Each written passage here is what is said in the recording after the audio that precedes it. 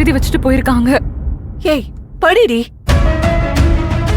என் புருஷன் போனதுக்கு அப்புறம் என் புள்ள அன்புதான் எல்லாமுமா இருந்தான்.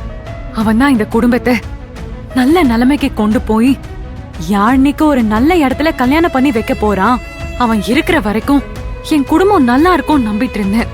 என் பிள்ளையும் என் பேச்ச கேட்டு நல்லவனாதான் இருந்தான். ஆனா என்னைக்கு ஆனந்தின்னு ஒருத்தி அவன் வாழ்க்கைக்குள்ள வந்தாலோ அன்னையில இருந்து புத்தி கெட்டவனா ஆகி என்னையும் என் குடும்பத்தையும் மதிக்காம என் குடும்ப கௌரவத்தையும் மானத்தையும் காதல விட்டுட்டான். ஐயோ அண்ணி. ஏய் நீ சும்மா ரெடி. துளசி மேல படிமா. இது வரைக்கும் என் பேச்சுக்கு கட்டுப்பட்டவன் இன்னைக்கு அவ காலையே சுத்தி வந்துட்டு இருக்கான். அவளுக்காக இன்னைக்கு என்னையே எடுத்தெறிஞ்சு பேசி நான் செத்தாலும் பரவாயில்லன்னு சொல்லிட்டு போயிட்டான். அவனே அப்படி சொன்னதுக்கு அப்புறம் இந்த உலகத்துல நான் வாழறதுல எந்த அர்த்தமும் இல்ல. லெட்டர் கொடு துளசி. என் பிள்ளையோட வாழ்க்கை வீணா போறதையோ, என் புருஷன் எனக்கு கொடுத்த வாக்க காப்பாத்த வக்கத்தவளா வாழ்றதையோ, என்னையே நம்பி இருக்கிற என் மருமக துளசி வாழ்க்கை வீணா போறத நேர்ல பார்த்து நான் சும்மா இருக்கிறதுக்கு பதிலா உயிரை விட்டு என் வீட்டுக்காரர்கிட்டயே போய் சேர்ந்துடுறேன். ஐயோ அண்ணி.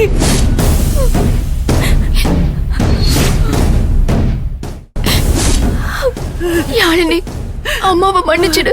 உனக்கு செய்ய வேண்டிய கடமை எதையும் செய்யாமலே நான் உன்னை விட்டு போறேன். எனக்கு வேற வழி தெரியல. நான் போனதுக்கு அப்புறமாவது உன் அண்ணன் மனசு மாறும். நம்ம குடும்ப கௌரவத்தையும் உன்னையும் பத்தி யோசிப்பான்னு நம்புறேன். நான் போறேன். என்னை யாரும் தேட வேண்டாம்.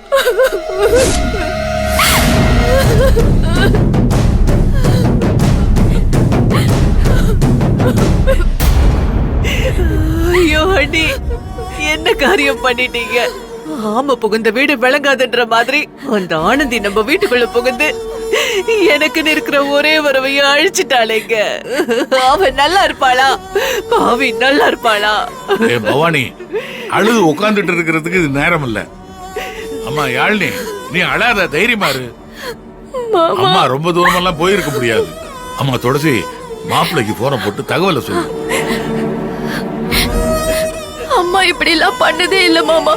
எனக்கு ரொம்ப பயமா இருக்கு. பயப்படாத பயப்படாத, ஒன்னும் ஆகாது, தைரியமா இரு. சீக்கிரமா மாப்பிள்ளைக்கு போன் போட்டு தகவலை சொல்லுமா.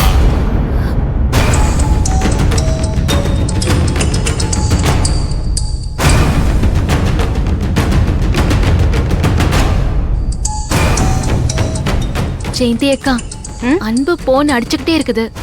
அன்பு எங்க போனாரு? ஏதோ அந்த கருணாக கூப்பிட்டாருன்னு சொல்லி அந்த ஆள் கூட குடோனுக்கு போயிருக்கான்.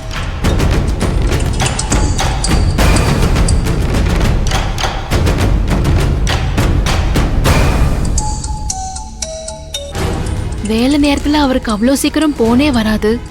யாரு திரும்ப திரும்ப போன் பண்றது? ஒருவேளை ரகுவை பத்தி தெரிஞ்சு அவன் கூட்டாளி தான் போன் பண்றானோ?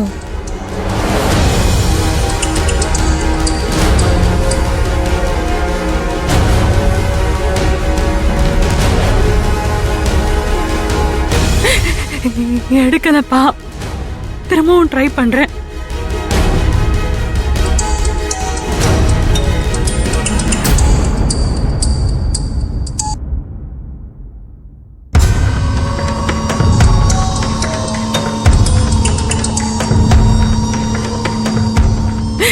மாமா போன் எடுக்க மாட்டேங்கிறாருப்பா.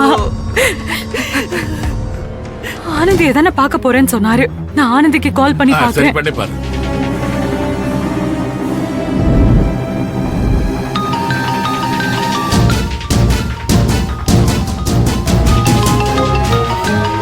ஐயோ ஆனந்தி, போனை எடுங்க ஆனந்தி. இப்ப ஏன் போன் அடிக்குது?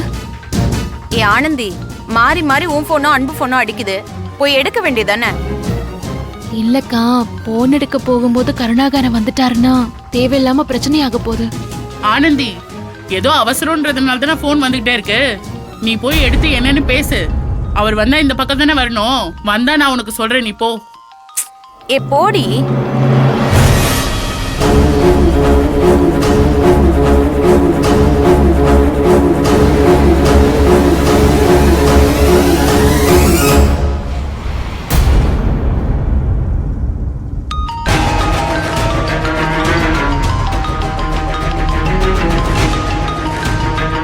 துளசி எதுக்கு எனக்கு போன் பண்றாங்க? சொல்லுங்க துளசி. ஆனந்தி, ஆனந்தி, மாமா எங்க இருக்காரு? ஏன் போன் பண்ண எடுக்க மாட்டேங்கிறாரு? துளசி, அவரு போன் இங்க லாக்கர்ல இருக்குது. அவர் இப்ப குடோன்ல வேலை பார்த்துட்டு இருக்காரு. ஏன் ஒரு மாதிரி பதட்டமா பேசுறிய? ஐயோ ஆனந்தி, இங்க பெரிய பிரச்சனை ஆயிடுச்சு. ஆமா, நானும் கேள்விப்பட்டேன். அன்பு கிட்ட ரொம்ப சங்கடப்பட்டேன். நான் அவரை சத்தமும் போட்டேன். அவர் வேலையை முடிச்சிட்டு வந்து அம்மா கிட்ட பேசுவாரு, அவங்கள சமாதானம் பண்ணுவாரு. நீங்க ஒண்ணு கவலைப்படாதீங்க. ஐயோ ஆனந்தி, அதுக்கு முதல்ல அத்தை இருக்கணுமே. என்ன என்ன சொல்றிய? இங்க என்னென்னமோ நடக்குது ஆனந்தி.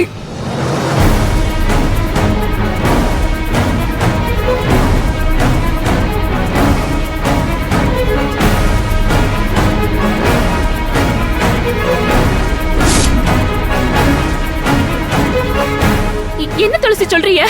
எப்ப கிளம்பி போனாங்க? காலையில நடந்த பிரச்சனைக்கு அப்புறம் ரூம்குள்ளே தான் இருந்தாங்க. அவங்களுக்கு மாத்திரை கொடுக்கலான்னு இப்பதான் உள்ள போனேன். பார்த்தா அவங்கள காணோம். நீங்க மாமா கிட்ட சொல்லுங்க, நாங்க அத்தைய போய் தேடுறோம். மாமா கிட்ட உடனே சொல்லுங்க. சரி, நான் உடனே போய் சொல்றேன். நீங்க கவலைப்படாதீங்க. அத்தை அப்படிலாம் எங்கேயும் போயிருக்க மாட்டாங்க. நீங்க தைரியமா இருங்க. சரி, சீக்கிரம் சொல்லுங்க.